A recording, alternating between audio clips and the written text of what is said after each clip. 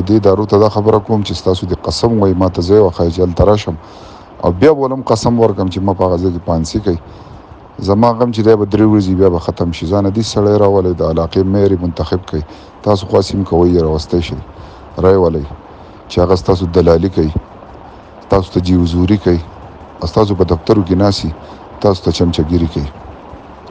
دا کم حالات چې روان دي په پاکستان کې بیا بالخصوص په خیبر پختونخوا کې روزانه دماکي دي. روزانه مونږ نوې نوې حادثې انتظار کوو چې سهار را پاسو موبایل آن کو چې نن به څه حادثه شي او په هغې باندې بیا فیسبوک ډکي، هر سړی پې مذمت کوي، اظهار همدردي. 3 ورځې 4 ورځې دی کاغه د پیښور دماکه ده، کاغه د باجوړ دماکه ده، کاغه د کابل دماکه ده، کاغه د ماشومان د سنګوټې ماشومان ویشته کیږي، کاغه په تاڼه کې دننه عبید په شان د ماشوم وجلی کیږي، کاغه پولیس په روډ له پاسه وجلی کیږي او د هغو بچي یتیمانان کیږي. 3 ورځې موږ سلوټونه وکړو، 3 ورځې احتجاج وکړو، بیا د هغې نه بعد خبره ختم.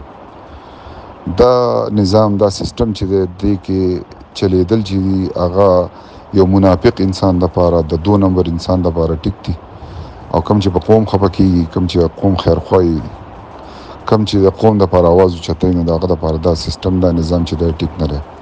دلته ډي سي چې دی هغه مثال د والي صاحب دی او د والي صاحب له پاسه بیا باچا صاحب ناست دی. باچا صاحب د سکرین نه شاته پټ ناست دی.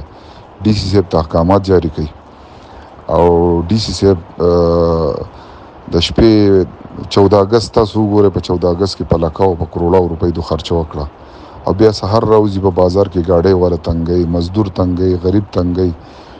بیلونو ته تاسو وګورئ کم نمونه حالات دي. خلک خودکشیانو ته جوړ شو. د دې ملک نه په زرګاو په لکاو خلک په دې 15-14 میاشتو کې لاړ او خپل بچي پرېښودو، خپل کورونه خرڅ کړو، لاړو پاکستان نه لاړو مزدورۍ له بهر ملک ته، ځکه د ملک کې پاتې کېده. مهنګایي دې حد ته رسېدلې ده چې خلک خودکشیانې کوي. خلک په سمندر کې د کشتیانو نه په سوونو په زرګاو خلک ارتاویږي، مړه کېږي، د هغې څوک ته تپوس نشته. دلته د ورځې په رڼا ورځ باندې پولیس وژلی کېږي، د هغې د تپوس نشته. دلته دهشتګردي کېږي، ټارګټ کیلینګ کېږي، د هغې د تپوس څوک نشته. دلته که تپوس ته صرف او صرف په دې دی که د قوم او د حق څوک اواز اوچتوي نو هغه تنګی هغه رانیسي او دا اوسنۍ خبره نه ده.